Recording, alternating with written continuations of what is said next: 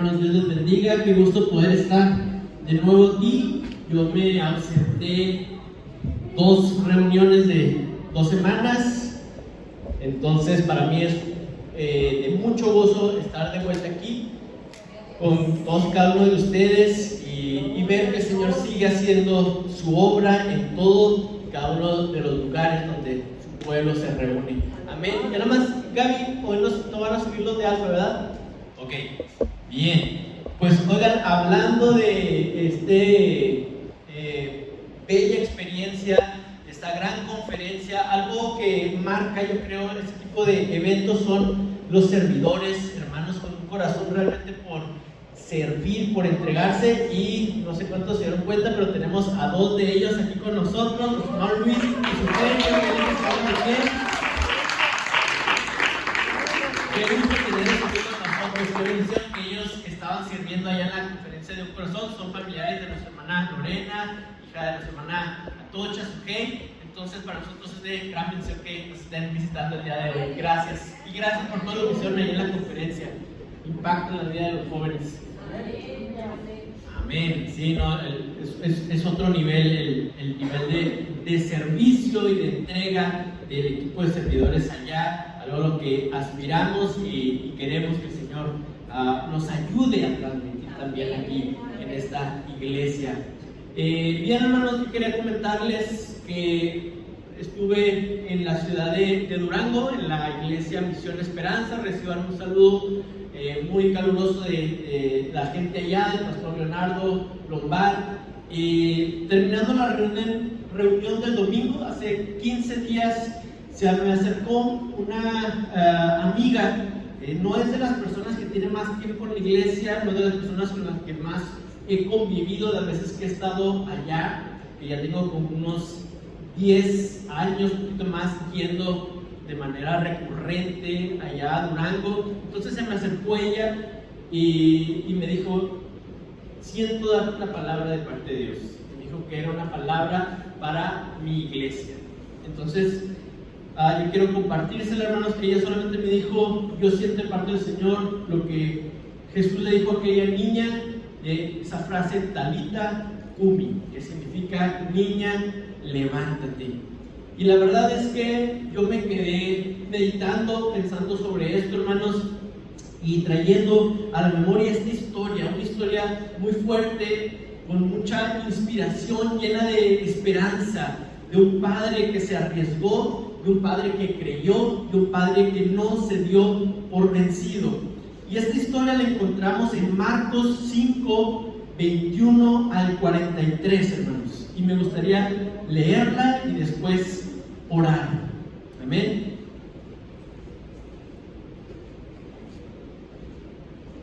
Voy a leer de la Nueva Versión Internacional, por si hay algunas palabras que cambian, pero dice Marcos 5, del versículo 21 al 43: después de que Jesús regresó en la barca al otro lado del lago, se reunió alrededor de él una gran multitud, por lo que él se quedó en la orilla. Llegó entonces uno de los jefes de la sinagoga llamado Jairo. Al ver a Jesús, se arrojó a sus pies y le suplicó con insistencia: mi hijita se está muriendo. Ven, pon tus manos sobre ella para que se sane y viva. Jesús se fue con él y lo seguía una gran multitud, la cual se agolpaba sobre él. Había entre la gente una mujer que hacía 12 años padecía de hemorragias. Había sufrido mucho a manos de varios médicos y se había gastado todo lo que tenía sin que le hubiera servido de nada, pues en vez de mejorar, iba de mal en peor. Cuando oyó hablar de Jesús, se acercó a él por detrás entre la gente y tocó su manto, pensando: si logro tocar siquiera su manto, quedaré sana. Al instante cesó su hemorragia y se dio cuenta de que su cuerpo había quedado libre de esa aflicción. Al momento, Jesús se dio cuenta de que había salido poder de sí mismo, así que se volvió hacia la gente y preguntó: ¿quién ha tocado mi manto? ¿Ves que te apretuja la gente?, le contestaron sus discípulos, y aún así preguntas: ¿quién me ha tocado? Pero Jesús seguía mirando a su alrededor para ver quién lo había hecho. La mujer, sabiendo lo que había sucedido, se acercó temblando de miedo y arrojándose a sus pies, confesó toda la verdad. Hija, tu fe te ha sanado, dijo Jesús. Vete en paz y queda sana de tu aflicción. Todavía estaba hablando Jesús cuando llegaron unos hombres de la casa de Jairo, jefe de la sinagoga, para decirle: tu hija ha muerto, ¿para qué sigues molestando al maestro?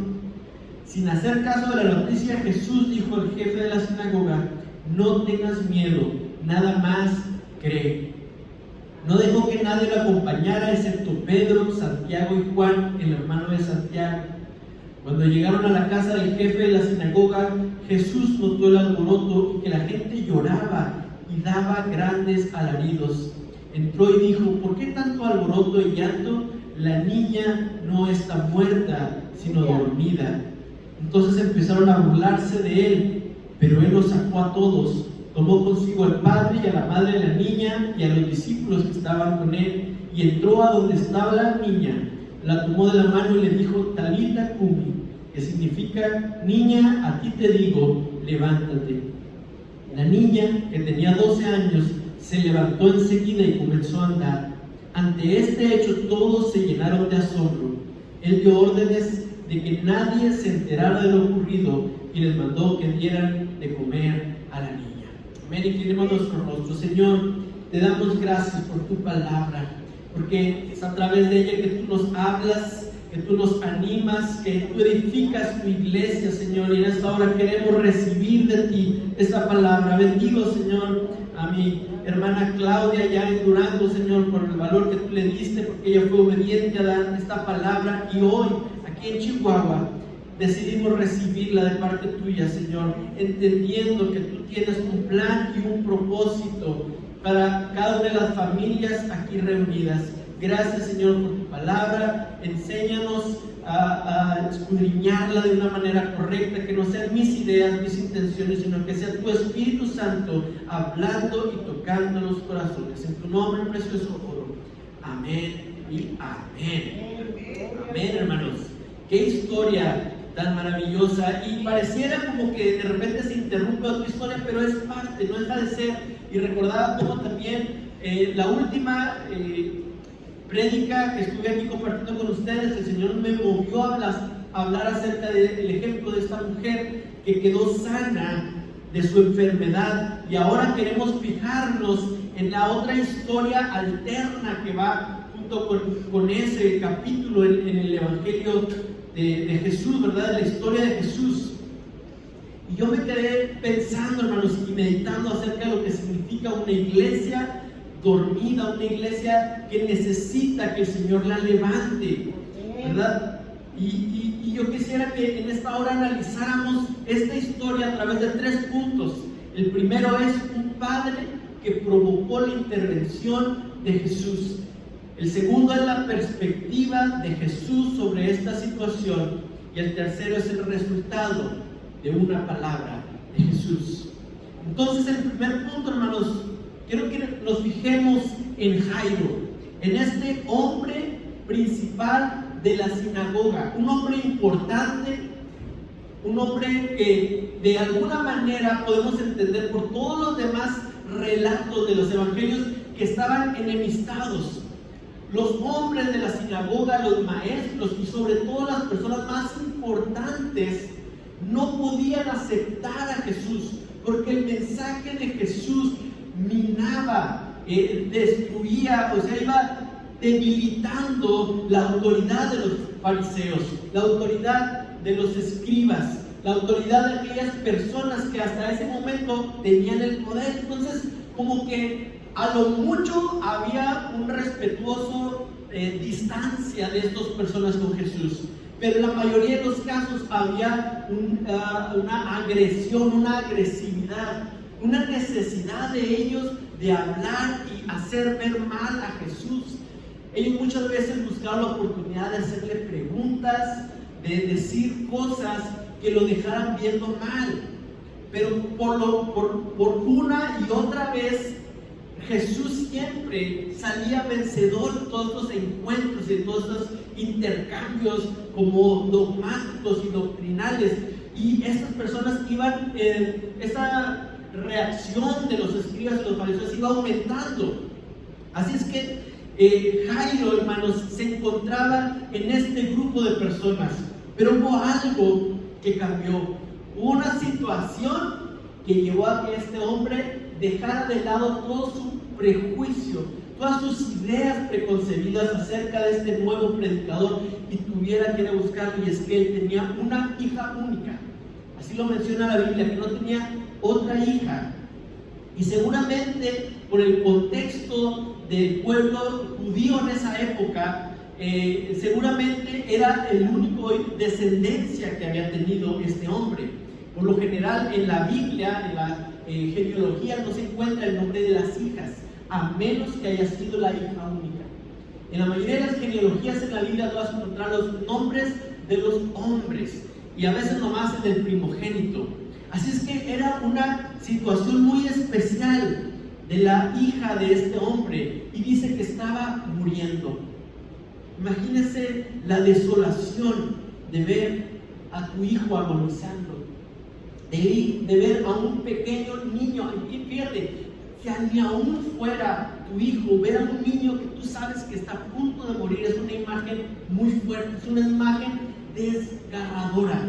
Y este hombre tomó una decisión que a mí se me hace muy valiente, y es que él dejó a su esposa, a su hija, en lo que bien pudo haber sido sus últimos momentos, sabiendo que a lo mejor no iba a estar en el momento cuando su hija muriera, por ir a buscar a Jesús, por ir a buscar una esperanza para ella, una esperanza que ni siquiera él mismo creía mucho.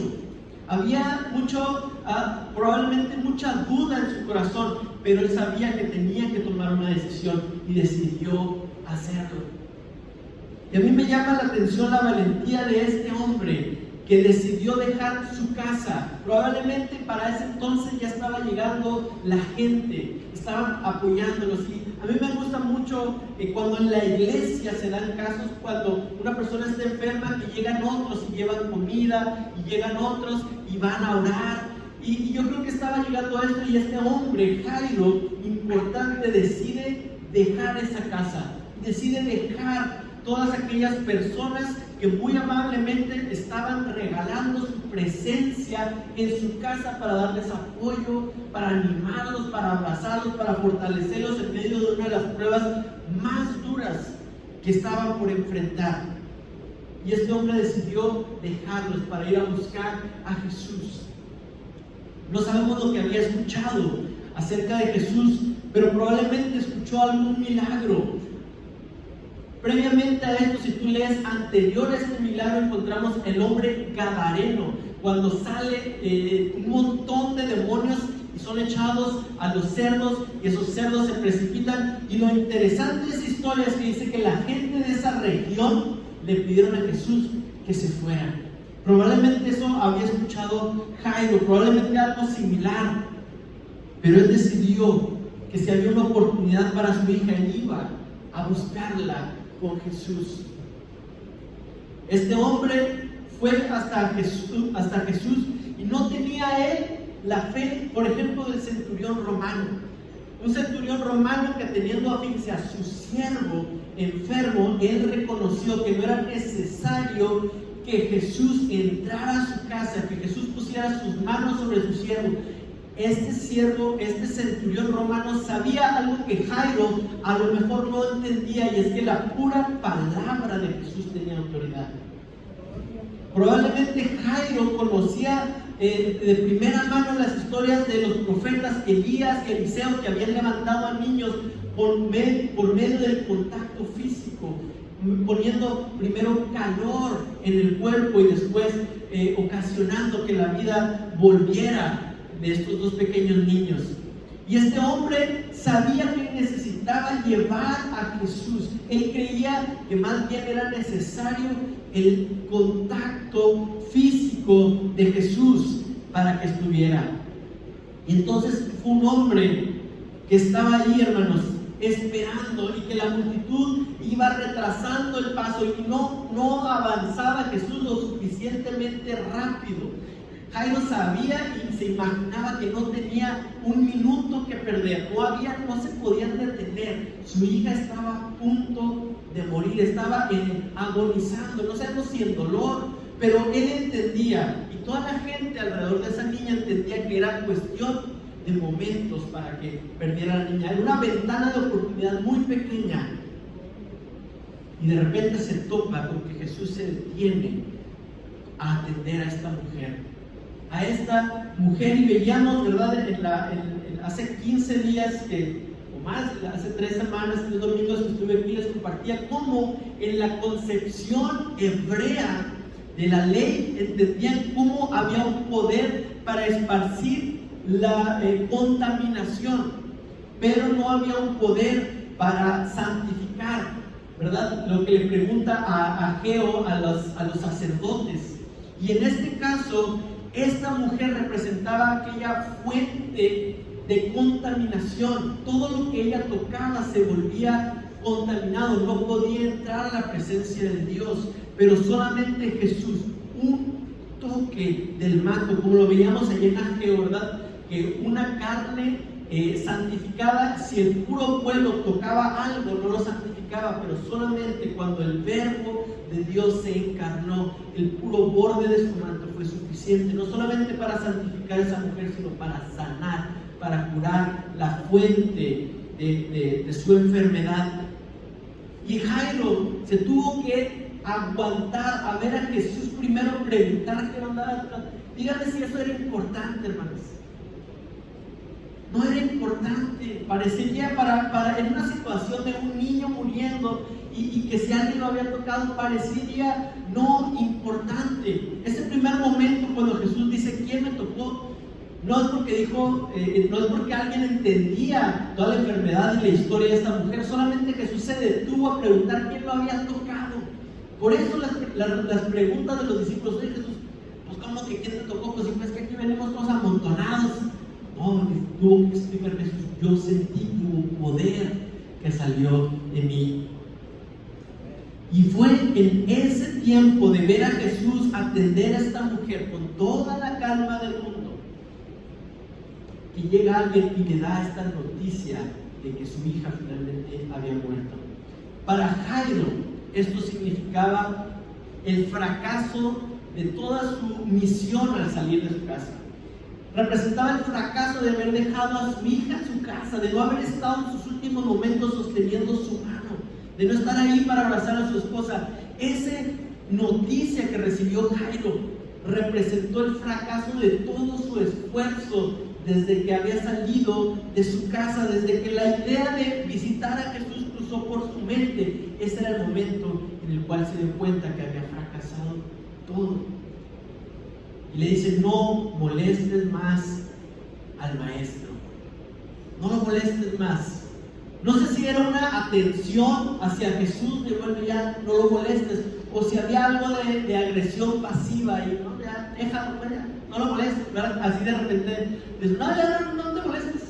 Cuando alguien te pides algo y luego lo quieres hacer, cuando tú dices: ya no sé, ¿ya para qué? No te molestes. No sé si era eso o realmente una atención hacia la apretada agenda de Jesús. Pero este hombre, yo creo que estaba a punto de tomar la decisión de abandonar esa misión, de abandonar el recurso último que fue ir a ver a Jesús. Y Jesús tenía una palabra para él. Jairo no se dio cuenta cuando Jesús dejó de atender a la mujer para voltear su atención a él nuevamente. Y no necesitaba Jesús haber escuchado a las personas que se acercaron a Jairo para darle la noticia, ni para darle la instrucción de que no lo molestara más. Jesús sabía que ese hombre necesitaba una palabra de ánimo y de fe, y le dijo: no temas, solamente cree. Y hermanos, déjame decirte que se asemeja mucho esta historia con otra historia de resurrección que fue Lázaro. En Juan 5 encontramos la historia y nos dice que había un hombre que era amigo de Jesús, cercano de Jesús. No era un discípulo.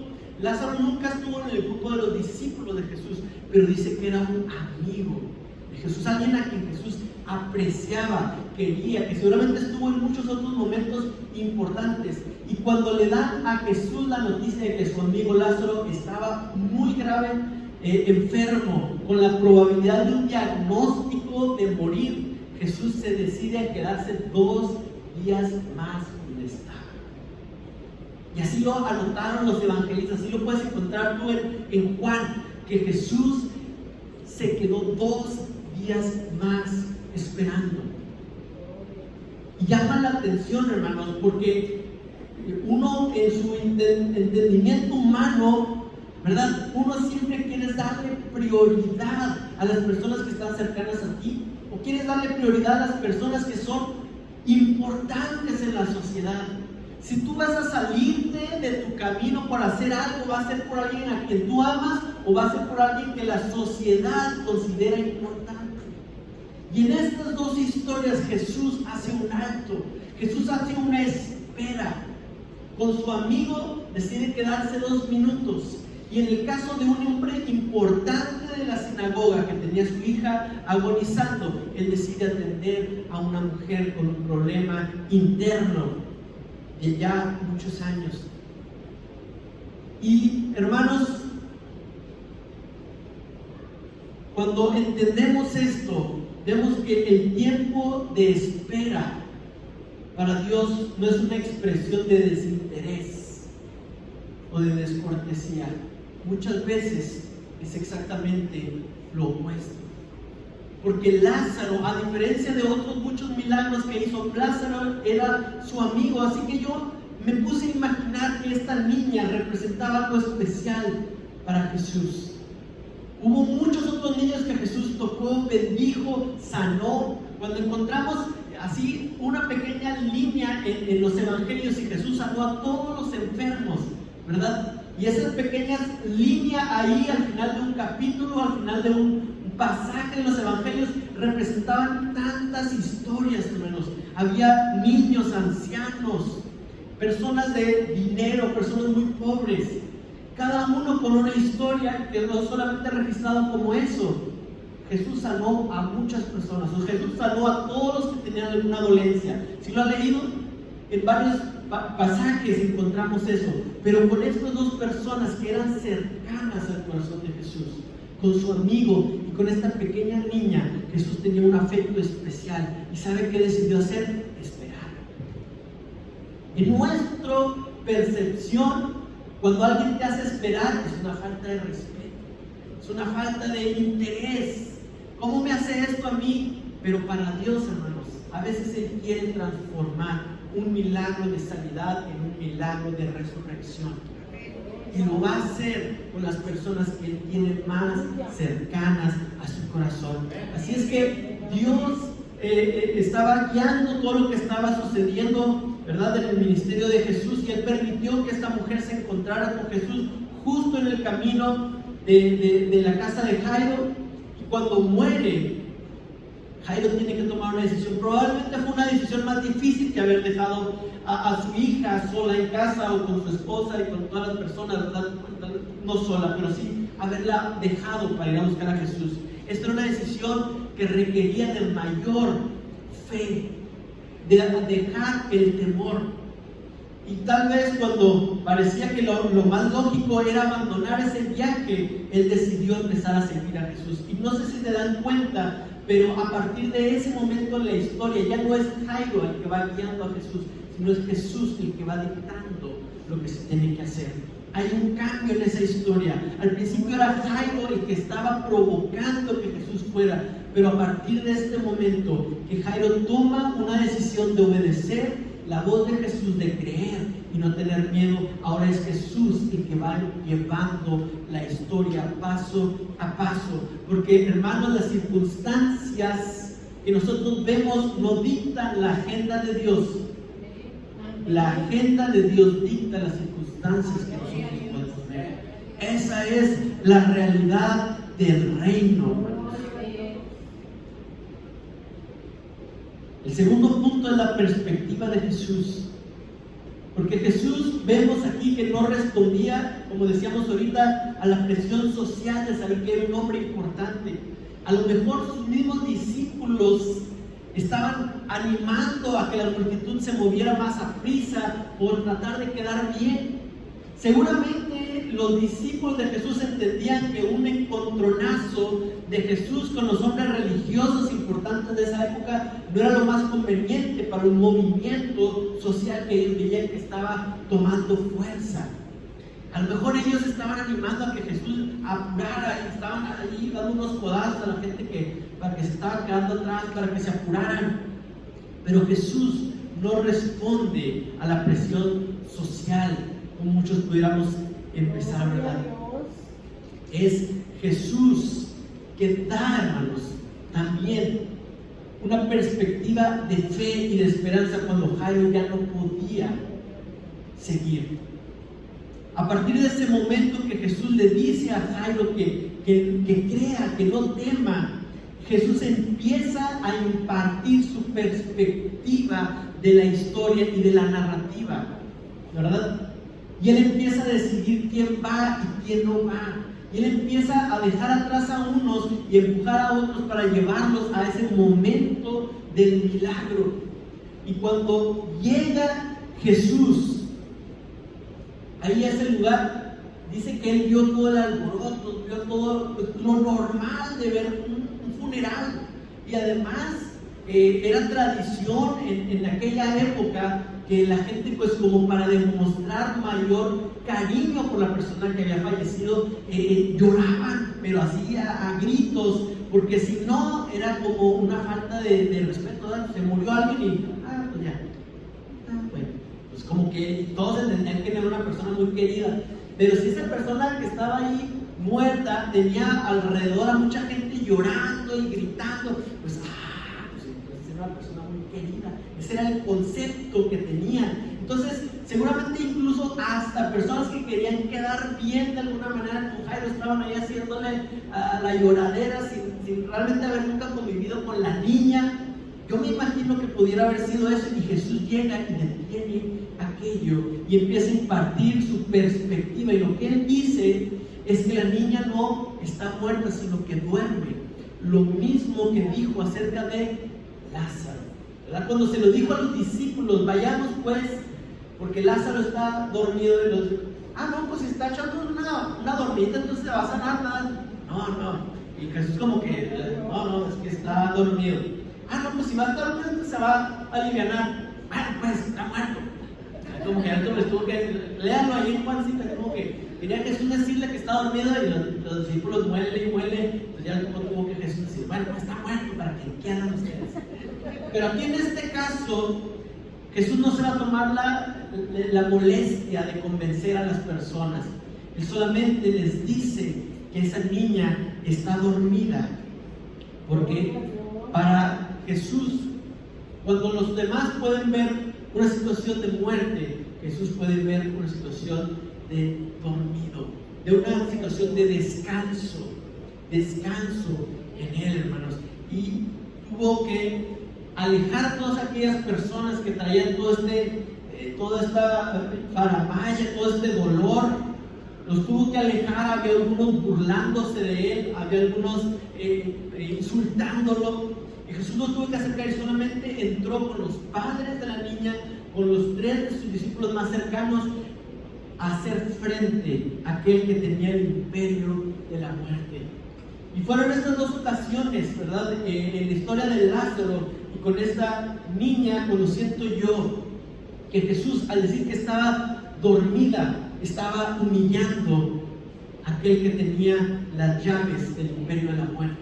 Le estaba haciendo saber que él, y no la muerte, era el que tenía la última palabra.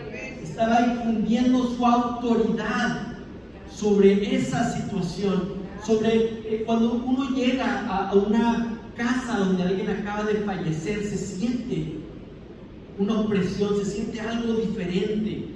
Muchos incluso mencionan que el aire se siente diferente, y es que la muerte tiene un poder real. La muerte tuvo esa sensación puede impartir esa sensación de tener el control. Y cuando Jesús entró a ese cuarto, hubo un cambio de autoridad en el ambiente, y Jesús sabía que esa niña estaba a punto de abrir los ojos.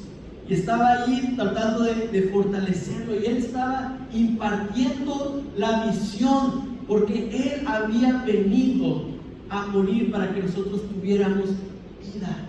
Y él lo sabía. A lo mejor los demás no podían saberlo, a lo mejor otras personas no lo entendían todavía. Pasaría mucho tiempo para que pudiera realmente caerles incluso a los discípulos lo que significó la muerte de Jesús.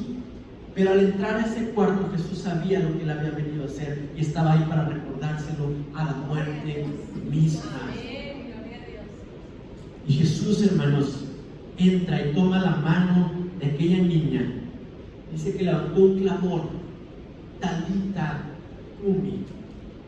Él habló esta palabra de vida. No le habló a la muerte. No hubo un forcejeo de Jesús con los espíritus de la muerte. No hubo un forcejeo con Jesús por arrancarla. Solamente fue una palabra a la niña, al espíritu de aquella niña, para que volviera y ella pudiera incorporarse de nuevo. Él es, hermanos, el creador de la vida. En nuestra vida empezó con un soplo de su aliento y terminará solamente cuando Él así lo determine. Hoy estamos decidiendo creer esta palabra para nosotros, como iglesia, como familias, para creer y no temer, para recibir y obedecer la palabra de Jesús de levantarnos. El Señor lo ha dicho, y veremos un milagro en medio de nosotros. La respuesta, y es el tercer punto, hermanos, es la respuesta de Jesús, de la situación, de la circunstancia a una palabra de Jesús. Estuvimos allá en la conferencia de Un Corazón, y una bendición muy grande para mí fue haber escuchado al hermano Marcos Vidal, y la verdad es que despertó mucha conversación ahí en el carro sobre su música, y recordaba y estuvimos escuchando varias de las canciones, y no sé cuántos recuerdan la canción que se llama Cristianos. Y la canción Cristianos, ya una de las clásicas del hermano Marcos, retrata una situación de la iglesia contrastándola con la iglesia primitiva. Y en ese canto el hermano levanta el estribillo, el coro dice: ojalá el maestro pueda decir como dijera hace años, no lloréis, solo duerme, no está muerta. Y a mí me trajo esa palabra que recibimos allá en Durango, cuando estábamos allí en Juárez. Y yo veía, hermanos, cómo el hermano Marcos ahí describe y contrasta la iglesia actual, dormida, peleándose unos con otros, no creyendo, solamente a veces emocionándose y no terminando de cambiar. Y yo dije: Señor, solamente tú puedes cambiar esta situación, solamente tú, Señor. Jesús se levantó de la muerte, Él se levantó con poder. El Espíritu que levantó a Cristo Jesús de los muertos está disponible para usted y para mí, para esta congregación y sus familias, para levantarnos, hermanos, a vivir a lo que el Señor nos ha llamado. Yo lo decido creer, que el Señor ya ha hablado esta palabra, y vamos a empezar a ver cambios, hermanos. Vamos a hacer cambios, vamos a ser despertados. Su palabra nos va a traer de la muerte a la vida, y va a haber un cambio para poder ver familias restaurándose, para poder ver gente encontrando su salvación en este lugar, para poder alcanzar a los vecinos, para encontrar esa disposición a servir en medio de nosotros, hermanos, no por pleitos, donde el perdón sea un ejercicio continuo entre nosotros. No es que van a dejar de haber problemas, no es que van a dejar de haber roces, sino que el perdón se vuelve un hábito en medio de nosotros, creando unidad entre su iglesia, hermanos. El Señor nos está despertando para buscarlo, para entender los tiempos que estamos viviendo y poder orar guiados por su Espíritu, para buscarlo de una manera renovada, en la madrugada, en la noche, poder orar por nuestros pequeños, por los jóvenes, por los hermanos mayores, por los matrimonios, o poder orar por nuestro país. Hermanos, Dios está levantándonos. Dios está hablando una palabra que nos va a despertar. Y déjeme decirle algo, no va a ser una situación de cansancio, de ya viene otra cosa, ya tenemos que ir a la iglesia. Va a ser un gozo, una fuente que brote de nuestro interior. Algo nuevo, hermanos, que el Señor quiere hacer en medio de nosotros. Lo creemos en esta hora, que Él nos está hablando para levantarnos. Y así como el Señor escogió también a unos cuantos, el Señor está haciendo la invitación a cuántos deciden creer, a cuántos están dispuestos a seguirlo hasta la última instancia, cuántos deciden creer y no tener fe. Yo quiero invitarte que te pongas de pie en esta hora y que levantes tus manos si tú eres de aquellos que quieren seguir a Jesús hasta ese cuarto donde va a suceder el milagro, hasta ese cuarto donde Él va a hablar una palabra de vida que va a traer un despertar en medio de nosotros. Y tal vez tú vas a ser de los que Dios va a usar para contagiar, para inspirar a otros, porque al levantarte tú vas a poder animar a otros. Gracias, Señor, te damos por lo que tú estás haciendo, lo que tú estás hablando. Gracias, oh Dios, en esta hora tú ves los corazones que están dispuestos a recibir esa palabra, a creerla, a no ver las circunstancias que los rodean, Señor, sino a ver lo que tú has hecho y vas a volver a hacer, oh Dios, porque solamente tú puedes hacerlo. No es nuestras fuerzas, no es nuestra capacidad, es tu poder, Señor, manifestándose en tu iglesia. Así decidimos creerlo, Jesús, que tú lo vas a hacer, que tú vas a completar tu obra, Señor. Gracias te damos. Gracias, Señor.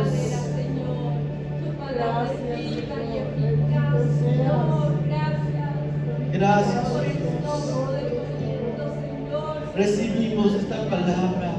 Aquí hay, Señor, vidas que están levantándose, despertándose. Gracias.